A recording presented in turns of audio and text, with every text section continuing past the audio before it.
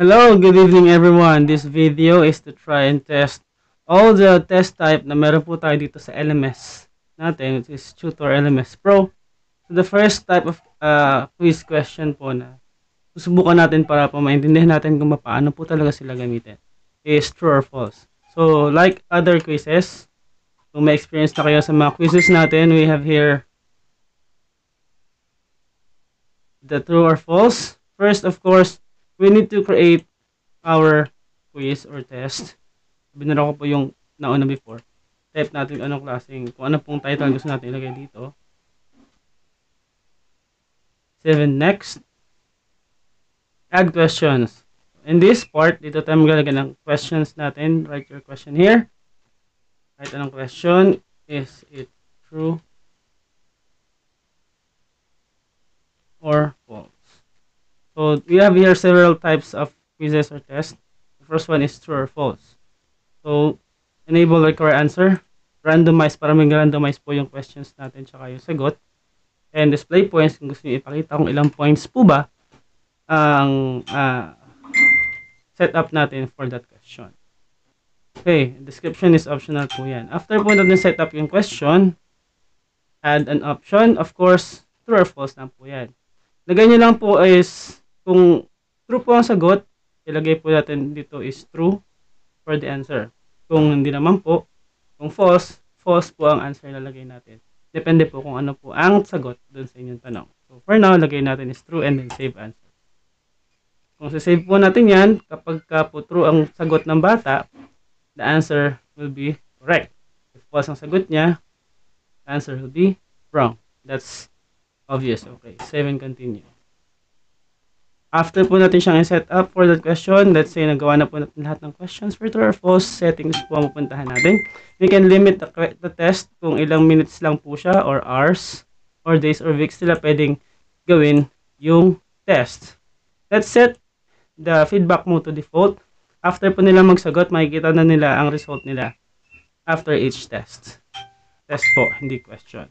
And then the attempts, pwede nyo pong iset ng isang beses lang nila pwedeng i-take yung quiz or test, or 2 or 3, and so on and so forth. Depende po sa inyo. The passing grade, depende po sa inyo kung ilang percent ang ilalagay ninyo for the passing grade or standard po ng ating institution or ng inyong institution. In this case, is 80%.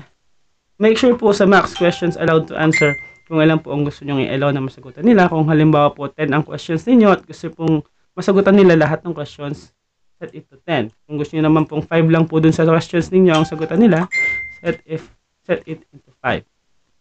Clear po tayo dun. And then you can click save. If you need more advanced options, pwede kayong mag-start ng quiz. Set your time kung kailan mag-start yung quiz. Question layout, usually is single question lang po ang ginagamit dyan. One question per page. Randomize the question in order. Hide or show, by default, nakashow po yung question timer natin, yung quiz timer. Enable this, you will hide the timer so hindi nila alam kung malapit na matapos yung oras or hindi pa. This option naman ay para sa short answer character limit and sa para open-ended essay. So, hindi pa po tayo dyan.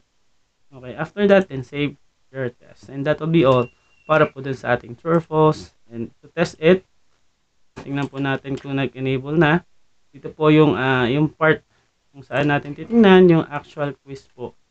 So, kunin ko lang po yung link para matingnan po natin dito sa aking student side account.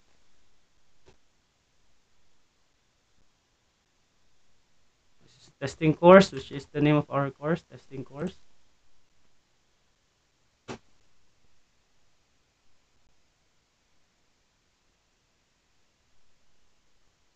Okay, ito na po siya. Then let's start course.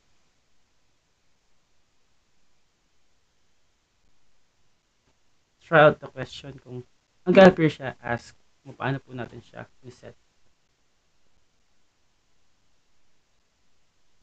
Ito na po siya. Let's try to start the quiz.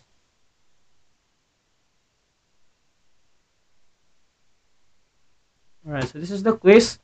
If we select true, the answer should be correct. So submit the answer to the quiz. And And the result is correct. So, I answered the question correctly, so I passed the test. At yun lang po.